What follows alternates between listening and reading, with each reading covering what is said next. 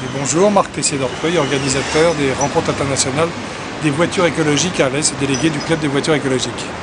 Nous avons décidé d'organiser à nouveau cette année les rencontres internationales des voitures écologiques à Alès. Alors pourquoi Alès? Parce que d'abord c'est une ville magnifique aux portes des Cévennes et qu'il y a un circuit automobile à Alès.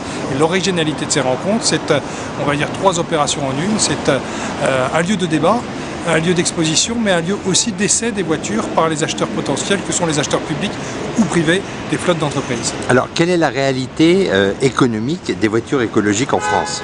Aujourd'hui, il y en a peu, comme vous le savez. Il y a en effet, nous entendons voitures écologiques au sens large du terme, donc on intègre le GPL, le GNV, les hybrides, les voitures électriques et tout ce qui pourrait venir. Donc il y a en effet un parc de véhicules GPL qui existe déjà, mais qui a souffert de l'arrêt de la prime et au soutien de 2000 €. Il y a peu de GNV, il y en a plus dans les cars et les bus. Il y a un peu de bioéthanol, mais cela peut encore s'améliorer.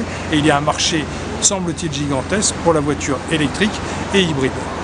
Alors, êtes-vous confiant dans les décisions du gouvernement? Parce qu'on a quand même un peu de mal à voir ce qu'il reste ou pas du Grenelle de l'environnement et les projets industriels dans notre pays. Le gouvernement, très clairement, sous Jean-Louis Borloo, et ça continue aujourd'hui, a soutenu la filière électrique fortement.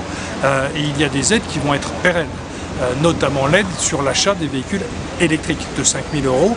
Reste à savoir si les finances de l'État pourront permettre de supporter les 100 000 véhicules.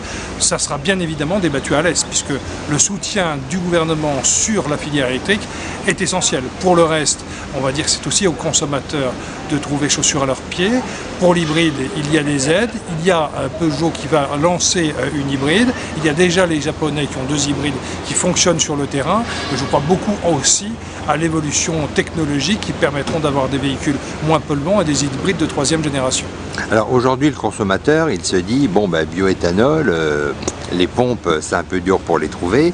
Demain, si j'achète une électrique, où est-ce que je recharge? Bon, déjà, et d'abord et avant tout, il va recharger chez lui. Très clairement, la première cible des consommateurs pour les véhicules électriques seront des gens qui sont un pavillon et qui pourront recharger dans leur garage. Et là, il n'y aura pas de souci. Et je sais que c'est la première cible visée. La première cible, avant d'ailleurs celle-ci, ce sont les flottes d'entreprises, qu'elles soient publiques ou privées. Ça va être les premiers vecteurs d'achat des voitures écologiques et électriques. Donc, une fois qu'on aura des capacités de vente sur les entreprises privées, sur le public, le consommateur viendra. Les premiers qui en achèteront, en effet, seront une cible de gens qui ont un pavillon où ils pourront recharger leur voiture. Mais pour autant, les collectivités locales vont faire le nécessaire pour avoir des prises de recharge, pour donner une assurance d'avoir la possibilité de se recharger pendant qu'on roule. Alors, tout à l'heure, j'ai bien aimé les pourcentages de l'utilisation de la voiture.